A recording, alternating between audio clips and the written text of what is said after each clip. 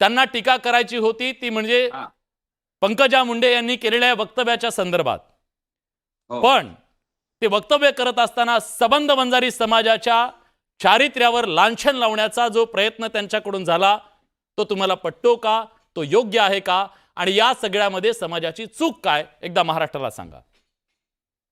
दादा थोडासा काहीतरी गैरसमज होतोय असं मला वाटतं। मनोज दादा संबंध वंजारी समाजाबद्दल बोलले नाही, फक्त ते पंकजाताईचं जी ऍक्शन आली, ज्या भाषेत पंकजाताई बोलल्या, राक्षस बोलल्या, त्याच्यानंतर मागच्या एका दसरा मेळाव्याला कोयते घासून ठेवा म्हटल्या, मराठा समाजाला ओबीसीतल्या आरक्षणाच्या देऊ नका असं बोलल्या, गुलामीचं गॅजेट आहे बोलल्या।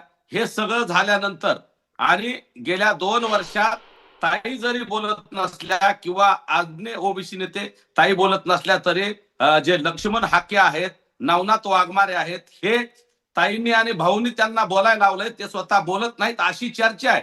आमच्या मराठा समाजामध्ये तशी भावना असल्यामुळं आणि हे दोघे ताईला किंवा ताईनी काही बोलले की पाटील बोलतात आणि त्याच्यानंतर लगेच वाघमारे आणि हाके अतिशय खालच्या शब्दात मराठा समाजालाही बोलतात, मनोज दादालाही बोलतात।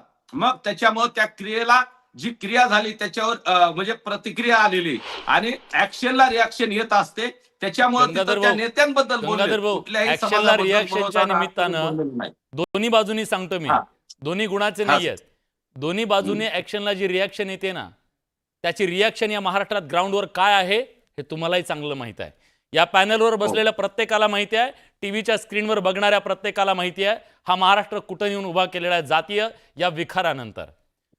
मला सांगा, काल एका बाजूला मनोज जरांगे पाटील असं म्हणाले बोलताना की एखाद्या व्यक्तीबद्दल बोला, त्या समाजाचा काही दोष नाहीये, तुमची लढाई राजकीय असेल तर राजकीय व्यक्तीबद्दल बोला, पण सबंध समाज कसा आला इथं आणि कशा प्रकारे झालं खरं तर मी त्याची वाच्यता करू इच्छित नाही, पण हे बोलणं समाजामध्ये ते निर्माण करणारं नाही का? सर ताई काय बोलल्या, निजामाचं गॅजेट म्हणजे गुलामीचं गॅजेट आहे। मग मनोज दादाला हे सांगायचं होतं की त्याचा मला वाटतं मराठी भाषा जशी वळवावी, जसा अर्थ घ्यावा तशी मनोज दादाला त्यात सांगायचं होतं की तुम्हाला 1931च्या जनगणनेनुसार ओबीसीला मंडल आयोगानं आरक्षण दिलंय, जे 16% वाढवलंय, त्याच्या संदर्भात त्यांना बोलायचं होतं। परंतु आपला किंवा सगळ्या महाराष्ट्रातल्या ज्या काही लोकांचा गैरसमज झालाय त्यांना वाटतंय थेट वंजारी समाजाबद्दल चुकीच्या पद्धतीने बोललेत, परंतु तसं अजिबात वंजारी समाजाबद्दल बोलले नाही।